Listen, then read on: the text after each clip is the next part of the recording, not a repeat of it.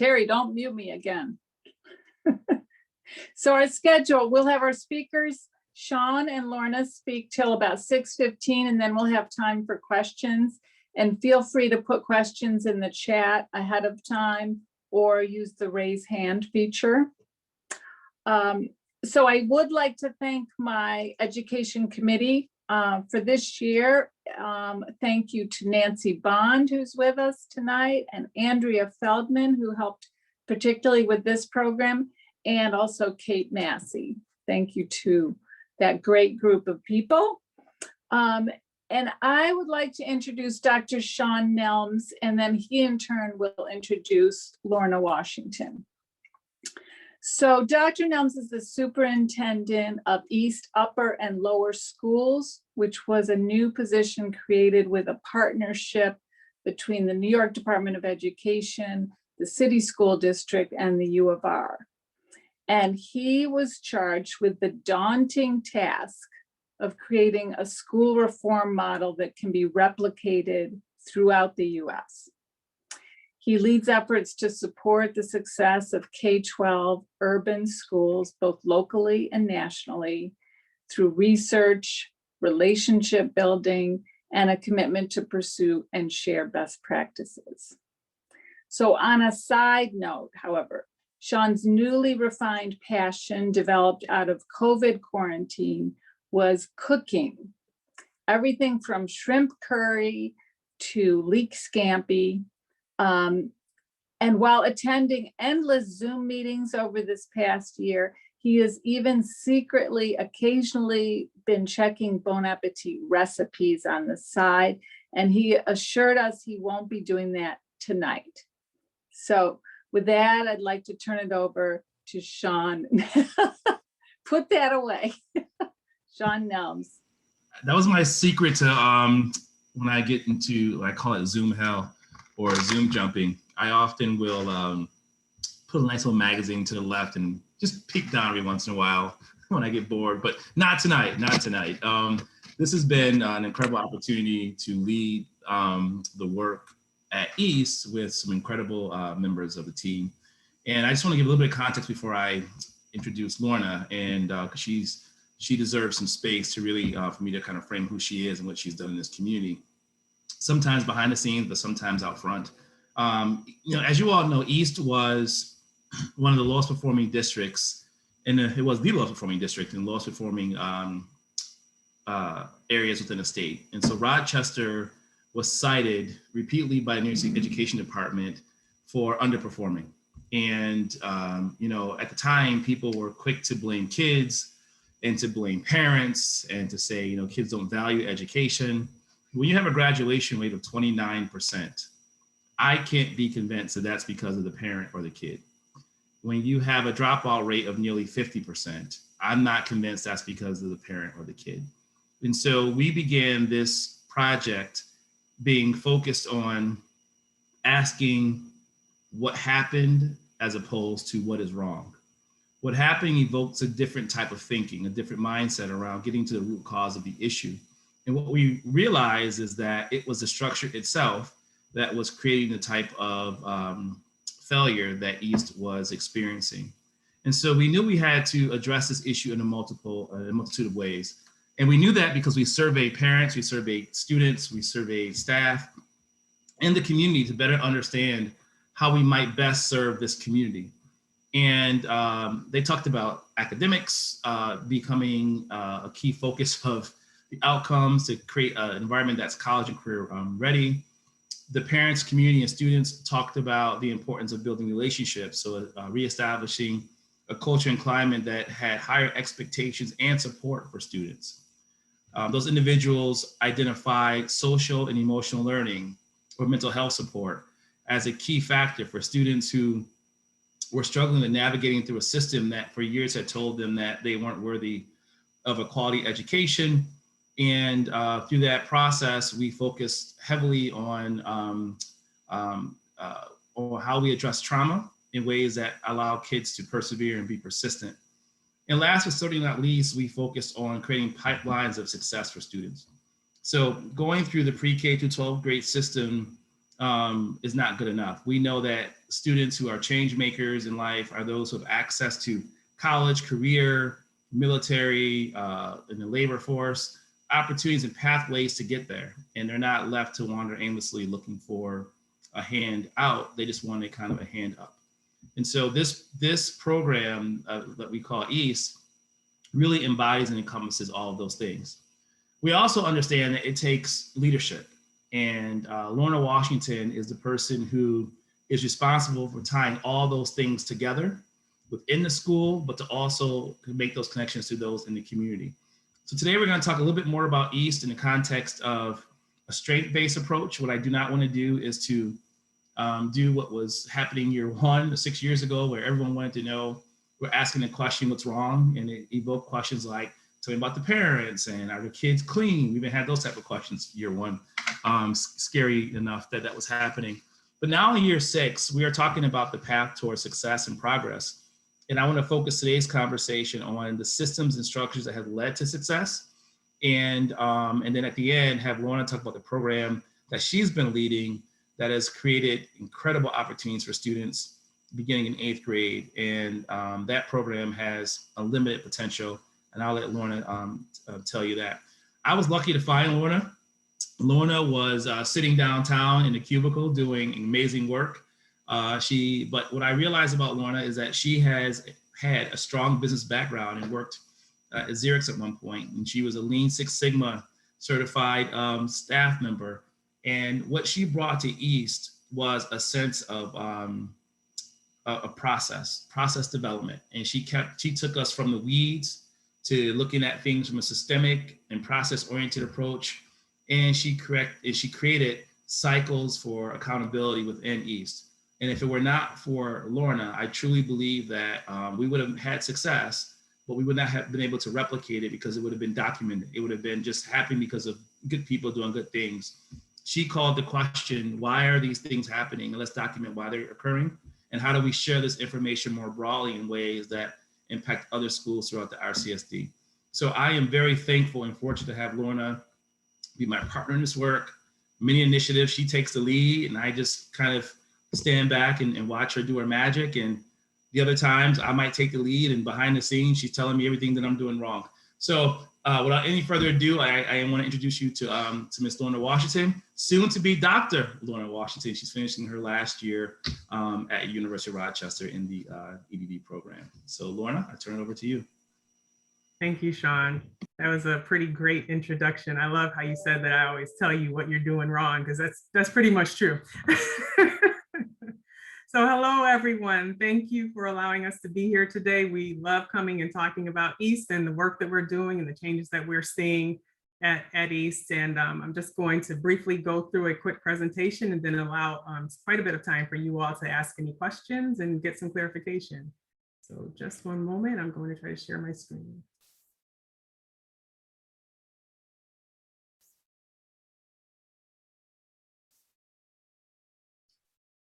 Okay, are you able to see that? Great. And I'll apologize in advance because I have 3 screens set up around me. So if I'm looking off to the side, it's not that I'm not paying attention to you all, it's just that I'm trying to see the presentation as well. So as Dr. Nelms spoke about, oops, first now it's not working. There we go. As Dr. Nelms spoke about, at EAST, what we did when the Educational Partnership Organization, the partnership between the U of R and EAST and the Rochester City School District took place, was develop a mission and a vision for the school. And the mission and vision was something that we co-created with our staff members, all of our stakeholders, our parents, our students, and we really asked them, what is it that we want to see happen at EAST? What's the changes that we want to see? How do we get there? And what do we have to do in order to make this happen? So the mission that we came up with is that at EAST, we're taking charge of our future by being tenacious, thinking purposefully, and advocating for ourselves and for others. And although that seems like it's something that is attainable and doable, it is something that for some, we actually ended up getting a bit of pushback from some people who just were not used to seeing students take charge of their own learning and advocate for themselves and others. So That's something that we heard from the community. I remember specifically doing a presentation at the YWCA. I think it was the first year of our partnership. And we talked about, the work that we were doing and how we were going to have our students, kind of learn to advocate for themselves. And I remember a guy in the audience stood up and said, well, why would you do that? And so we had to, really explain to people why we're trying to do this work and what it means for our students to be able to function not only in the school building or the school district, but to be able to know the things that they need to do in order to be successful elsewhere.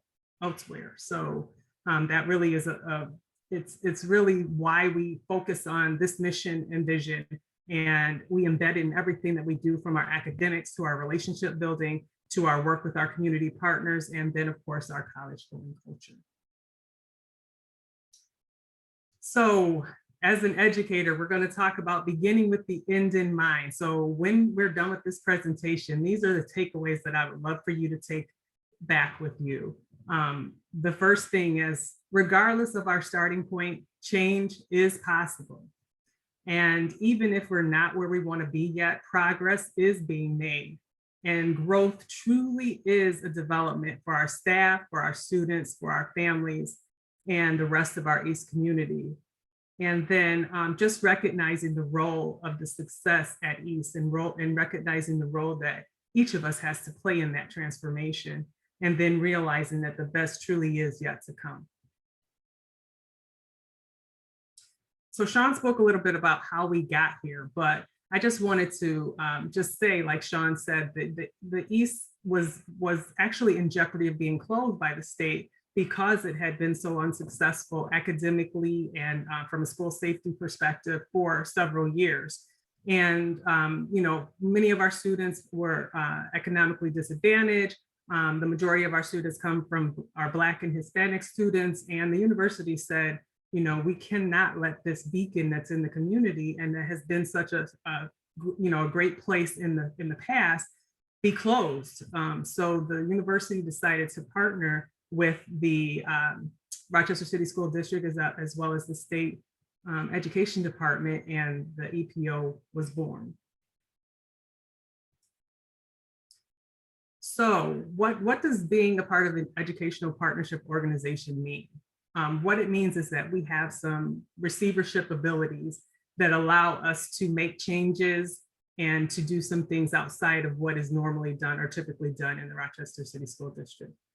For example, we can create and change our curriculum. Our curriculum has been adapted, adopted, or created by the staff at East.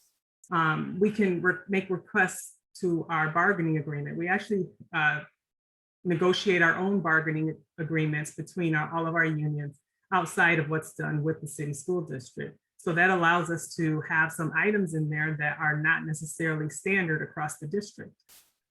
We are allowed to expand our school day, which we have done. We actually have our own budget that we manage, and our budget is actually created to meet the needs of the specific needs of our students and families. We also create professional development for our staff that's, again, based on the needs of our students and families. And you're going to hear me continue this theme throughout this whole presentation, how we work to make sure that what we're doing is intentional and strategic, and that it really meets the needs of our students and families. And then it also allows us to supersede Board of Education decisions, but we haven't had to do that so far. So we're really thankful that we have a good working relationship with the board.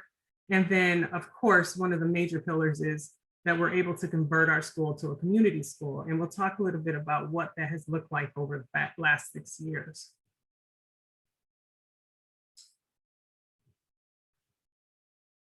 So we started out by talking about what East was like. Now I'd like to shift a bit and talk about what it really is like at East. So we have what we consider to be the key initiatives that have really turned around the culture and the community at East. People who come to East now, they always remark about how, well, I should say before the pandemic, they remark about how the culture has really shifted and how they, have seen that things have gone, are working out for the better. And we really boil that down to these 5 key factors. And what they are restorative practices.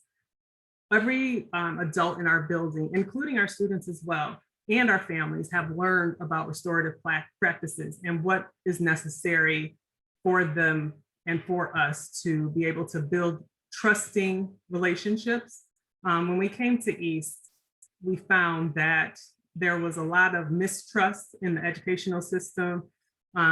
Their parents were not really involved. There was one parent when I started taking over the family and community engagement initiative for East, there was literally one parent who was part of that. And, we really had to work hard to make sure that people understood that we really wanted to build a community of trust, a community of respect. And that took a while for us to, all learn how to work together, how to be collaborative, how to build community, and to, again, I talked a little bit earlier about how students were able to advocate for themselves and others. And restorative practices is a part of that, because, with the restorative practices, sometimes a student might tell a teacher, this is the harm that was caused when you said this to me, or this is how I felt, and sometimes, even teachers and administrators have to be able to take that to heart and say, okay, I understand, and work from there and build that relationship. The family group. So the family group structure is something that all of the adults in the building take part in. And all of us, including myself and Shaun, have a family group of about 10 to 15 students that we meet with on a daily basis when we're in school. Right now, we're only meeting once a week because of COVID. But what those family groups allow is for us to build relationships and to foster trust and understanding and respect with each other. So we do things like play games together. We look at the students' grades. If there's something going on in their families, we talk about it. If they've experienced a loss, then we grieve with them. It's just a way for us to all build together and grow together.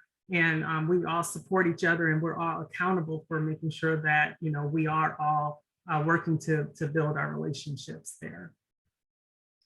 And then I kind of see 3 and 4 as the things that kind of are the glue that hold the EPO together. And that's the use of adequate support staff and also having the right people in place.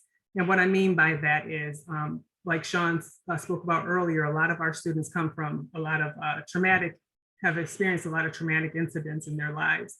And so they really do need that social and emotional support. So we have counselors and social workers that are aligned to the needs of the students, and not just to meet a certain number that is arbitrarily set, by the district or by state guidance.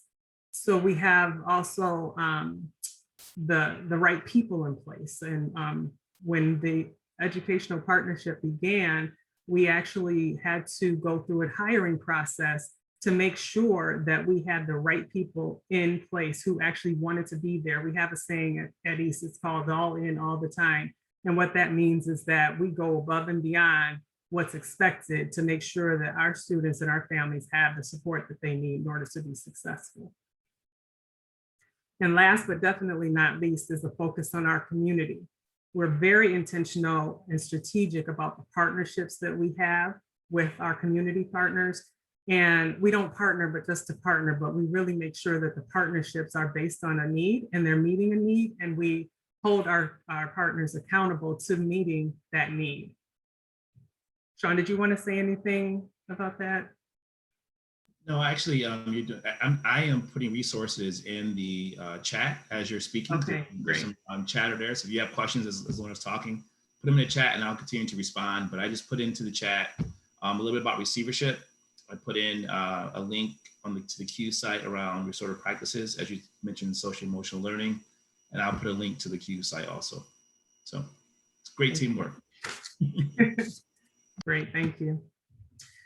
And so as a result of those key initiatives and the key strategies that I just spoke about, we're really starting to see some changes academically, socially, emotionally, and at the culture at East. So, for a really tangible way of looking at this. Our graduation rates when the EPO began, our graduation rate was 33%. And last year it's just over 78%. So within 5 years, we've seen a shift in growth in that academic trajectory. We've also seen a decrease in the amount of suspensions that we have. When the year before the EPO began, we were told that there were 3,000 suspensions on the books, and those are the ones that were on the books, not necessarily accounting for the ones that took place before that weren't even being recognized. And that's been reduced down to, you know, just a handful or a few hundred. As far as dropouts are concerned, when we first began, the dropout rate was about 40%, just over 40%, and now that number is just over 15%. Kind of really speaks to the fact that we have, that our kids want to be there, and that it also speaks to the fact that they're given an opportunity now to graduate and to actually be successful in life and to be contributing citizens in our community. And we know that we have not done this alone. We've been very strategic about our partnerships, and we make sure that, like I said earlier, all of the partnerships that we have are intentional and strategic, and they are meeting a need of the parents or meeting a need of the student. And we work together. We really do honestly work together. We meet monthly. We make sure that our partnerships are those that are going to be held accountable, and that they are actually, like I said, meeting the needs, but also making sure that we are giving them the support that's necessary so that they can be successful as well. So we have our partnerships that collaborate with our students and families, but also they partner with each other and learn from each other, because we're all, like I said, meeting monthly to talk about, you know, what are we learning? What are we seeing? What are the things we need to shift? Is there anything that we're not, you know, what are the gaps? What are we missing? You know, so that we're continually growing. It's a growth and improvement process with our partnerships. Then there's also a community school focus at East. When we first started at East, one of the metrics that I was told about when we first started was that only 5% of the students who actually attended East lived in the neighborhood of East within 1.5 to 2 miles of East.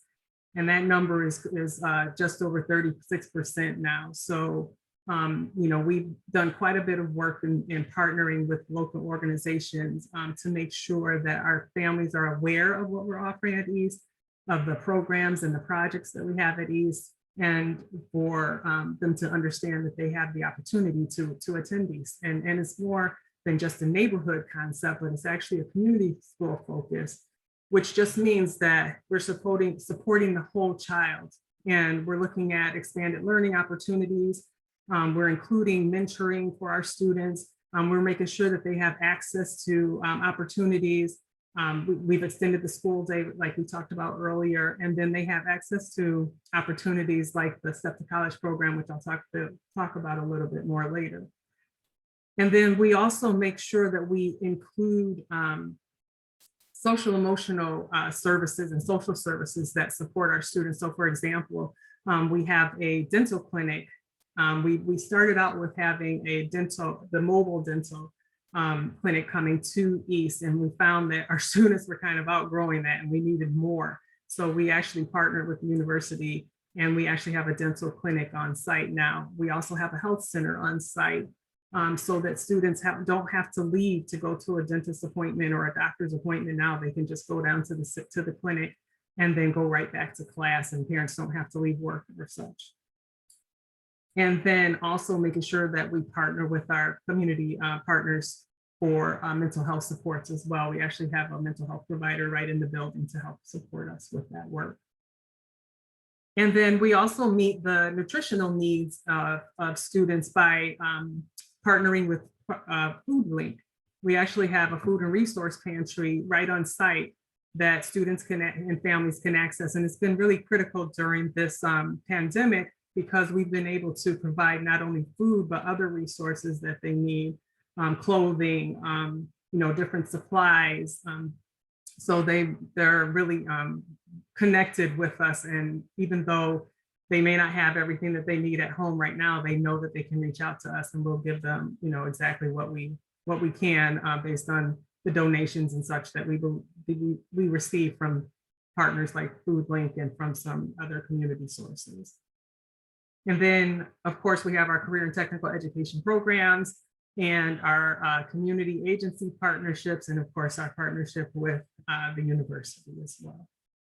So we're really preparing students not only to get the skills that they need now in high school, but also preparing them for college and career.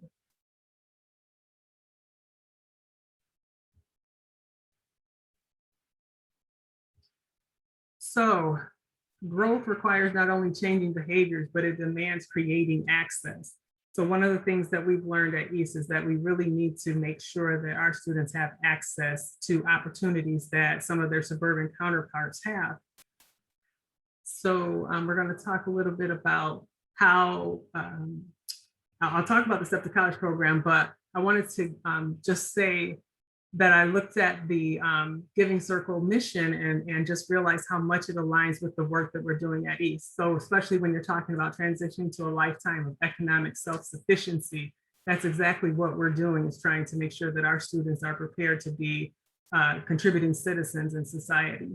And then also we make sure our students gain that education, the training, the skills, and the jobs necessary to achieve economic independence, trying to not only better themselves, but their families and those who are going to come after them as well. So we're living your mission.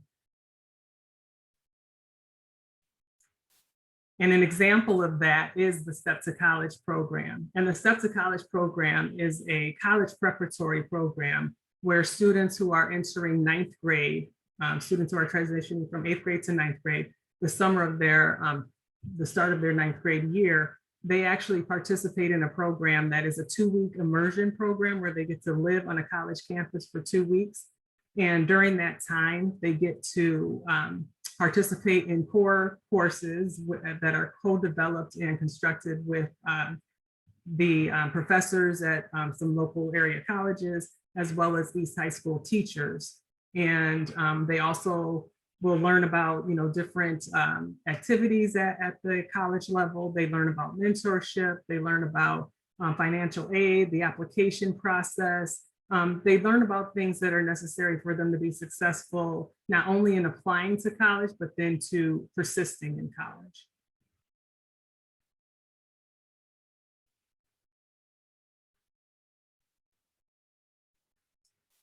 So the Step to College program has been in existence for actually 4 years, but it has 3 years of cohorts. The first year was just a year of planning, and it's primarily funded by the William and Sheila Konar Foundation, but we also have received funding from the ESNL Corporation, as well as Wegmans and some local donors.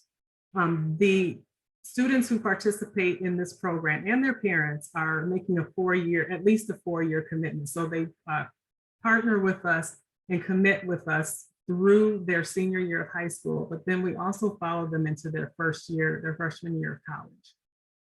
And like I said, it's a 2-week residential program on the university campus, and the classes are all co-planned and co-taught between the East teachers and the professors from the university.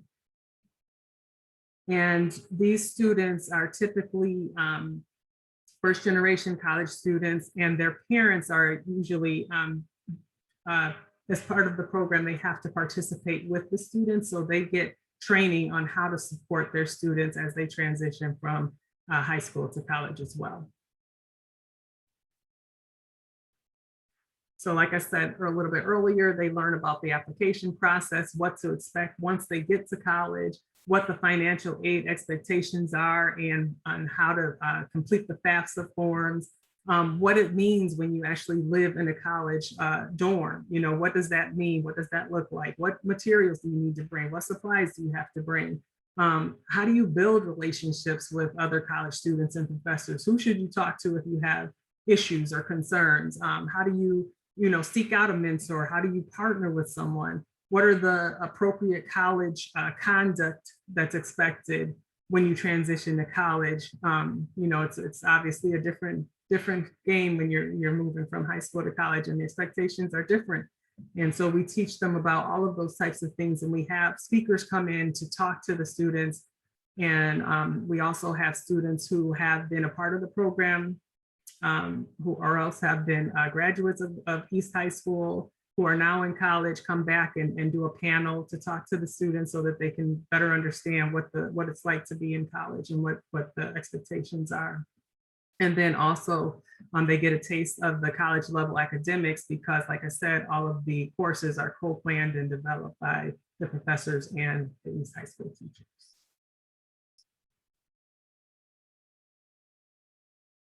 And so again, these are just some of the strategies that the program fosters, study skills, time management, mentorship, who to seek out for support. And also we give them an opportunity to make sure that they not only handle the academics of college, but they also have fun and that they are committed to making sure that they reach back and give back to the community. So students who are in the program are taught how to be leaders. And there are some students who are part of what we call our Student Advisory Council. And they actually are expected to come back once they graduate from the program and give back to the Step to College students that are coming behind them as well. And that is our presentation. And we thank you for the time to tell you about all the great things that are happening at East. And at this time, Shaun and I will take any questions that you may have. Thank you so much, Lorna and Shaun. We've got a lot of really good questions in the chat, and I asked Shaun to not answer them there so we can have some discussion at this time. So I want to sort of go back to some of the, well, really starting up at the beginning. Shaun or Lorna, do you want to take any of these? How do the demographics of today's student body compare to the demographics of the student body prior to the EPO? How does it compare to the demographics of students attending other RCSD 8 through 12 schools? Yeah, so it's important to note that East is an open school. So the way the RCSD functions is that students will put in an application or indicate on a form which schools they want to go to. They put the top 3 choices. They go into a lottery, magic lottery behind somewhere downtown. And then parents are given a number and then a selection process where they want to go. So we have no control over who comes to East from a selection process. When you see some of these initiatives happen across the country, particularly in magnet or charter schools, they're able to kind of hand select who they want in those schools or who they can select out of those schools. We don't have that ability, nor do we want that ability. We want to kind of be open to all. So the demographics will change year to year just based on which kids apply, but that goes for the same for all schools or RCSD. So I would say, relatively speaking, we're somewhat similar to some of the schools. There are some schools that have a slightly higher ELL population or English as a second language. And that's like at Monroe High Schools, they have an ENL or ELL program there. So of course, they will get more students. There are some schools in the city that have very limited students who have disabilities. A school like School of the Arts, they have a very small number of students because they have a selection process for kids who are inclined into music. And sometimes kids who need extra support aren't involved in music programs when they're younger, and those kids don't gain access to those schools. We're slap dab in the middle. And in fact, we just partnered with the district to receive more students with disabilities because our numbers were becoming smaller. The only way to control that is for us to, answering one of the other questions now, is for us to have an elementary school. If we had an elementary school as a feeder, like we'd seen in any suburban setting, elementary school goes to a high school, it'd be much easier for us to predict where those gaps might be between gender or disability or ability, whatever those categories are. But right now, we are completely beholden to a process that we really don't understand fully. So, but we do recruitment. We recruit heavy within our community. One of the big projects that Lauren took on in year 2 at East was to work with a local organization, Connected Communities, to hire 3 parent ambassadors to go out to the community near East in the Beechwood, Market View Heights area, and to promote East. And because of that efforts, and I think because of our success, the percent of kids who attend East now relative to the proximity to the school increased from 5% to, Lorna? 36%, so 5 to 36%. And I think it got as high as 40% a couple of years ago. So those efforts, those are the type of things that Lorna is doing and organizing behind the scenes, that's creating a neighborhood school. And then we bring in the community resources like the dental and vision and mental health support and access to college and step to college. So what we're creating is a neighborhood school with the community schools feel, one defined by geography and one designed by and influenced by resources. And that's how we do, that's how the demographics have shifted and shaped at East and other schools. And so we talk about expanding. I'm going to the next question, Judy. The next question is, how can these practices and successes be expanded to other schools? Well, we have, what we did 2 years ago is we created, I actually took a big room, it's an old auditorium if you've been at East, and I flattened it and created a like a maker space. And it's our technical assistance center. And in that room, we have camera set up so you can record professional development, and we're bringing teachers in to train them on models around observation of teachers and supportive coaching, models around student support, leadership design in terms of creating this distributed leadership model that empowers people not by formal title, but by action to take on more meaningful roles within the organization. And those individuals are now going back in their schools and replicating parts of the EPO model. I will say that those are very informal partnerships. This is based on which leaders want to come over. We're hoping that the district will partner more formally and to align some of this work. And there's been some great movement in that direction with the newest superintendent, Leslie Meyer-Small, where we have her team now coming over and studying the work that we're doing, reading some of the articles that we've published, and looking to replicate our work around curriculum. All right, Judy, I'll let you ask the next questions. But I wanted to kind of tie those two together because they were back to back. Yeah, that was really helpful. Thank you. So another question is, how do you prepare students who are not going to college, or is your feeling that everyone should go to college? Yeah, so we actually offer careers and technical education programming as well that gives students an opportunity to learn skills at East and then use those in the workforce. We offer vision care. We offer teaching and learning institute. So this for anyone who's interested in becoming a teacher. We offer culinary. So anyone who's interested, like Shaun, in cooking can actually learn the skills, not only the skills to cook, but also the back end of the program as well. So they learn about, how to do customer service and the food management piece and money management and all of those things as well. We also have an IM&T, or an information technology program for our students too, for those who might be interested in doing some work with computers. And we have our vision, oh gosh, I'm drawing a blank on the name. Not vision care, but I call it our photonics program, but it's not our photonics program. With Paul Conroe, Shaun, I'm done. Yeah, we have teaching, culinary, precision optics, which is like precision optics, that's it. Information tech, medical careers. Yes, medical careers. I gotta write them out, I forget too.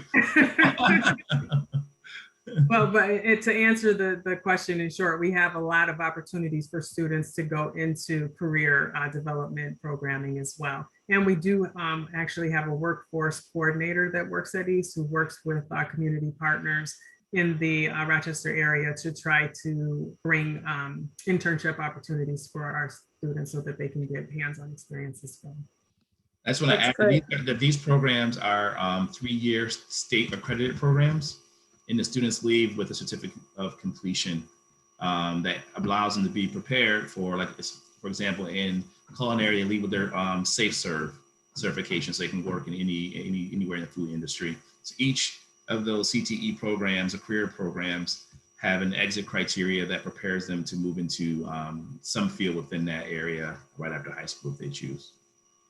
Great. And what, if any, gender-specific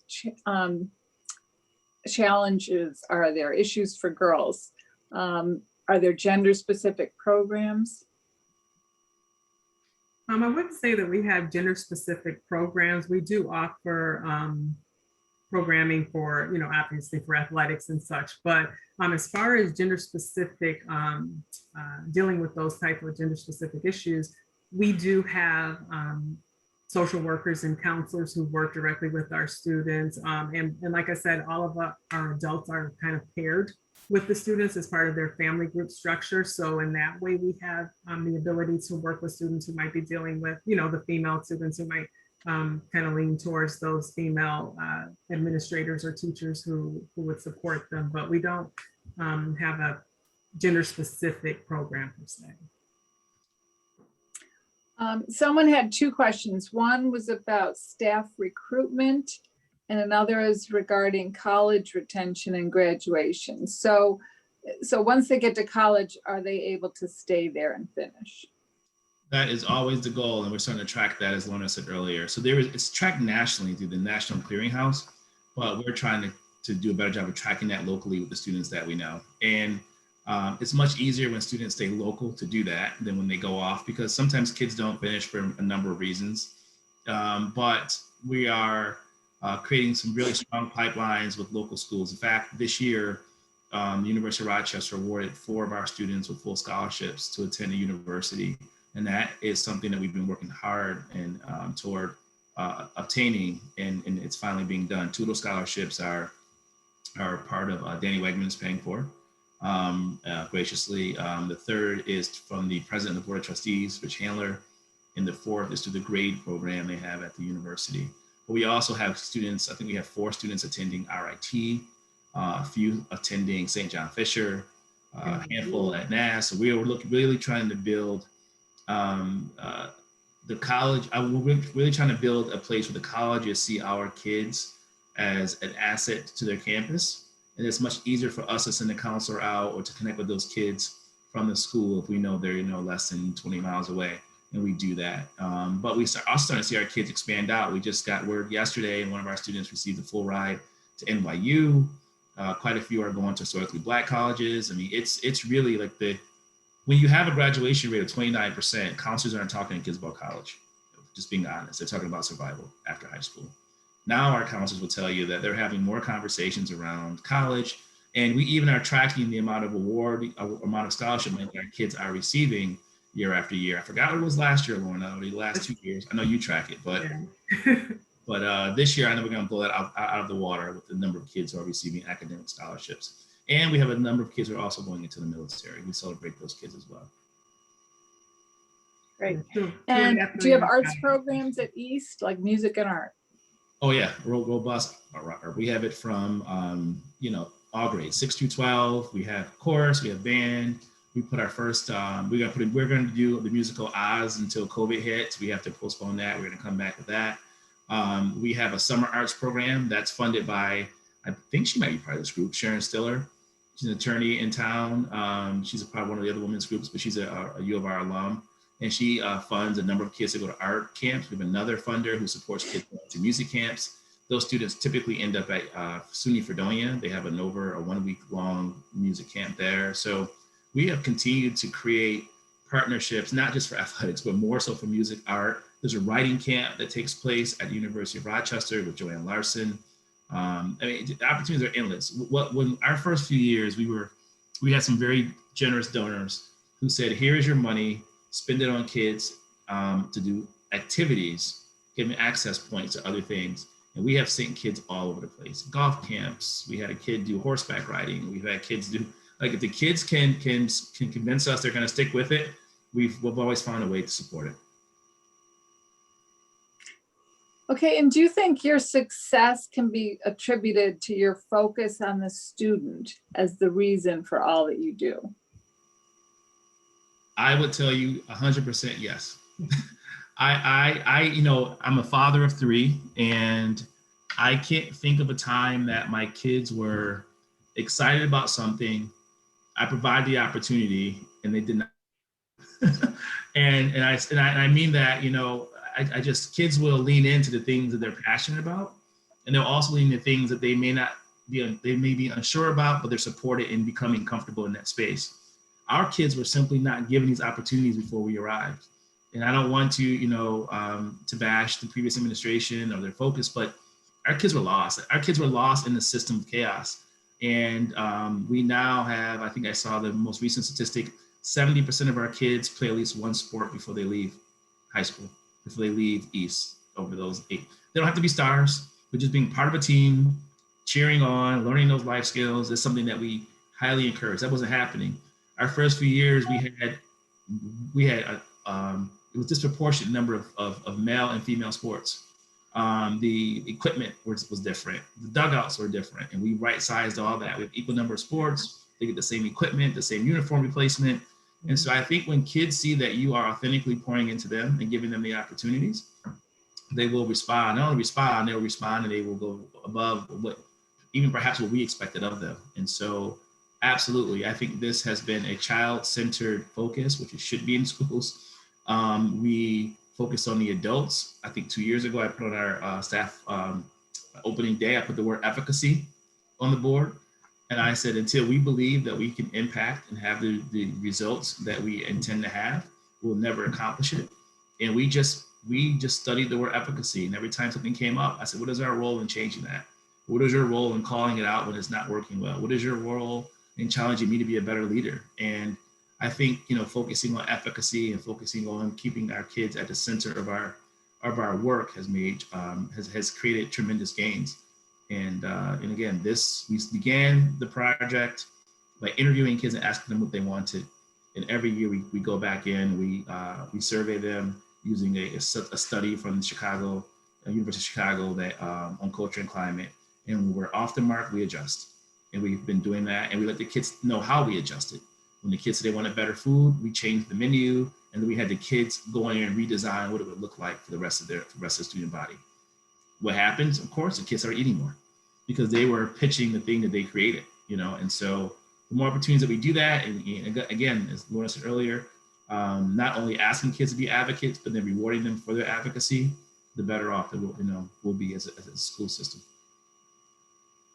So this is a little similar to an earlier question, but maybe goes to data. Are you able to actually track your graduates? In other words, how many specifically graduate from college? How many specifically get jobs from the CTE programs? Yeah, so like Shaun spoke about, we use National Student Clearinghouse to get our data for the college graduates, but that's, it's not pure data, because if students don't report into the system, then we don't know. So, but as far as tracking the students who get jobs from the CTE programs, yes, like I said, we have a workforce coordinator who's working with us at East now, and that's one of her functions is to track how many students actually are hired right out of high school to work in some of the CTE programs. And do your staff have to be recruited only from RCSD, or can you search elsewhere? Yeah, we can definitely search elsewhere. We open it up to the community. We start in Rochester. So far, we've gotten candidates who've come from, some Brighton, Penfield, Webster, some of the suburbs. We've seen candidates come from, so it's across the board. And is your budget significantly higher than other high schools in the district? I would answer the question two ways. It is significantly higher in that the district does not allocate enough of the central budget to schools directly, but does the district have the ability to make the budgets equal? Yes. So our standard is not the other schools, because if we had our budget like it was, we could still have a graduation rate of 29%. So our budget is slightly higher. I also think I'm gonna dump into the chat an article you might find helpful. It talks about, it was done by the Children's Agenda, which is an advocacy group in our community. And it talks about what the actual price, this is when the budget was going to be in peril, how budgets throughout the county actually compare to that in the city. You'll see that although it looks like city has more funding, how the funding is spent is still less than that you would see like in a school district like Pittsburgh. So I encourage you to read that kind of with some context. But I said to the board, when we created this model, that it's going to cause more money and it's going to cause a need for more resources. At the time, our students who We lost you, Shaun. You on mute? He's had an unstable connection for quite some time. So Oh, he's been unstable for some time. He's frozen. Okay. Okay, well, Lorna, maybe you can answer this. what's the greatest challenge in keeping the 30% or so that do drop out from doing that and drawing those kids back into the fold? But I think you said the dropout rate is down to 15%. 15%, yeah. How did you do that? So it's challenging. I mean, it's knowing, we have a great principal. Marlene Blocker is our upper school principal, and she does a great job of knowing the students individually and knowing their specific needs. So she knows, this is Shaun texting me to tell me he's trying to log back in. She knows, what the situations are, what resources we need to connect the student to. If it's a transportation issue, she will fight tooth and nail to make sure that a student has transportation. That we've seen issues where maybe a student might be taking care of a sibling and they, miss the bus, and then they can't use their RTS bus pass after a certain time. So she's, been able to work with the district to try to get bus passes for those students so that they can use them outside of the set time, because she knows the situation. So it's really been very individualized to try to get those students back involved. And like I said, just knowing those students and knowing their situations and trying to hook them up with the right resources, connect them with the right resources. And thank you. I'm sorry about that. oh, he's back. No, Okay, good. What I was saying was that, to answer your question, like, it costs more money to educate kids and to keep them there who've been significantly behind. When we first got there, for those who've been following this story for some years, our other kids who took the ELA in math proficiency in grades 6 through 8, 1% scored proficient in English, 2% in math. And so when you look at, you ask a question, how does 1% of the kids score that way, only 2%? You gotta look at the pre-K-5 structure and what it was not producing. And, and these are kids that are coming from undertaught schools. And so being undertaught and underserved schools. So we had to hire additional reading teachers. At the time, there were no reading teachers in the district, believe it or not. And we hired enough reading teachers for grades 6 through 10 that would allow our kids to catch up. And we also hired literacy teachers. And that was an incredible expense, but it was a necessary one. In our freshman year, we put 2 social workers there and 2 counselors, because we also knew that, based on some work that was done by the University of Chicago and some other research studies, that if kids don't make it from 9th grade to 10th grade, they're less likely to graduate. And so we created a freshman academy model. Ironically, it's the same model that Rush Henrietta has had within its structure also. So we took the things that we knew worked and that were just absent from within the RCSD, and we created those models at East. And what I will say is, over the last 5 years, we've reduced our costs significantly. I believe the total savings that we've given the district, based on our projected number 6 years ago, was a $27 million return to the district. Where the money went, I can't explain, but there were years in which I gave back in excess of $6 million because we didn't need it. It was what was budgeted, but as our kids moved through the system, they weren't being held back and staying in high school for 6 years. They were down doing 4. They weren't going to summer schools. So we saved on summer school costs because they were actually performing well, which means you need less teachers. And the model for success within the city is to graduate and keep kids on track. And then you can use those resources for more things like remediation and acceleration. And we're hoping that as we document this, and there's a group of researchers studying the business model of this whole effort, we'll be able to influence how urban schools use its funding allocation to support its students. As you all know, the American Recovery Funds have significant dollars allocated for schools. And it'll be interesting to see how schools use that. I'm hoping that the RCSD will take the opportunity to start to use those funds to replicate some of the things that we're doing, but also share the good things that they're doing so we can replicate those things also. That it's more seen as a collaborative effort and not a competitive one. And that's our desired outcome. And a question of diversity: how does the diversity of the teaching staff compare to the diversity of the student body? It's better than it's ever been, but I don't think it'll ever be equal. I mean, we have the vast majority of our students are students of color, and the vast majority of the workforce nationally are white teachers, predominantly female. So I will say that we have actively recruited teachers of color, and we have not just in teaching positions, but also in leadership positions. And so our administrative team is probably the most diverse group of, a staff, a group within the school setting. We have 3 African-American males, we have 2 African-American females, we have a Latina, we have, I think we have 3 white females, maybe 4, we have 1 which is Jewish. I mean, the list goes on and on. I mean, we have really tried to diversify ourselves, first finding the best and brightest people to do the work, but also making sure that they represented the school culture that we want. And in the teaching range, you'll see all types of diversity. We have a very large group of individuals who self-identify as LGBTQI within the building, and that has been, when you arrived there were a number of students who also identified as such and didn't have those support systems. We have, racial diversity, we have religious diversity, and ethnic diversity. I think we are a pretty balanced staff, and kids can look around and see someone who has a similar background to them by someone that's on staff, and that's a difference from 6 years ago. Okay, there's a question. If a student comes from outside the city school district, do their respective school districts provide funding? Yes, so the district created an urban-suburban program a long time ago. The kids leave from the city and go out to the suburbs. And 2 years ago, the board president said, let's have a urban program.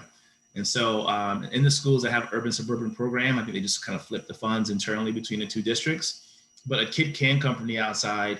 They have to pay tuition if they come. They can't take the seat of a city kid, but if there's an opening, they can come and pay tuition for those schools.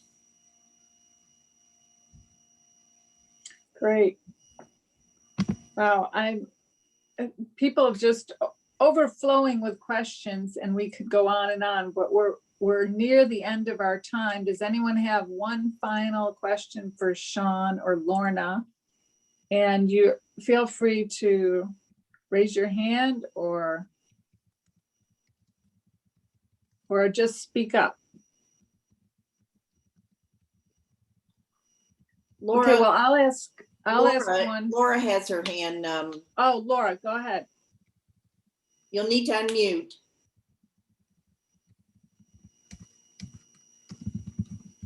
In the Step to College program, are these students going to 4-year colleges only, or what about community colleges as, a more gradual transition to the college experience? Thank you for raising that point. I realized after I finished the presentation that I forgot to say it, that they actually can go to a 2-year or a 4-year college. Okay, So good. yeah. So my last question is, when we started out, we talked about this was to hopefully build models to replicate across the country or even across the city. How's that going? How's that going to work? Yeah, So- so we, Mhm. go ahead, Shaun. You go right ahead. I was just going to say, we've been contacted by different districts throughout the country to talk about our model. People want to know, some people want to know about the model in general. Some people want to know about specific areas in the model. We've had someone contact us about, what did you do with restorative practices? How have you been able to change your culture so quickly? So we've definitely been able to do some work through the Center for Urban Education Success, which Shaun could talk a little bit more about through the University of Rochester, but we're definitely contacted by different organizations, different districts, trying to find out more about what we do. And they've come and seen what we do. They come, visit us.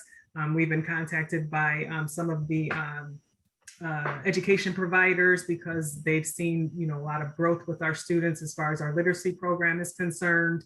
They've asked us to present at conferences that were slated to be national, but were halted because of COVID. So we do plan to have some of those opportunities coming up in the near future as well. Well, yeah. I have a Somebody else? question for Shaun or Lorna. The 2020-21 student population was 1,055 students, I think I heard. Mhm. What is the daily average attendance, Shaun, of the children? 90% right now. 90% prior to COVID. And I will be honest and say the state was very generous on how we counted kids during COVID because of all the, technology issues. So I don't even like to give that number could be higher than that. But I would not say to you, Dorothy, that is a number that represents a kid being tuned in and paying attention. If you look at my Right, kids, right. my kids, one day I walked in his room, he had his class on, but he was watching YouTube, and I had to move his computer now to the kitchen. Good shot.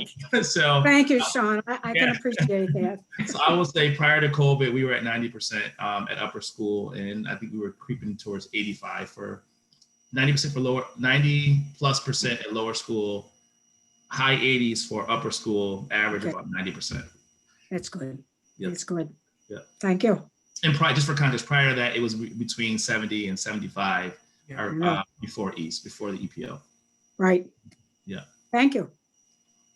And Dorothy, you've been. So unfortunately, we're out of time, but I wanted to just thank Lorna and Shaun so much. You can tell that our membership has been very engaged in this topic, and you've really given us a glimmer of hope for the city schools, and we're glad to know that you're there taking charge of this. So thank you very, very much, and we will look forward to seeing what you do down the road.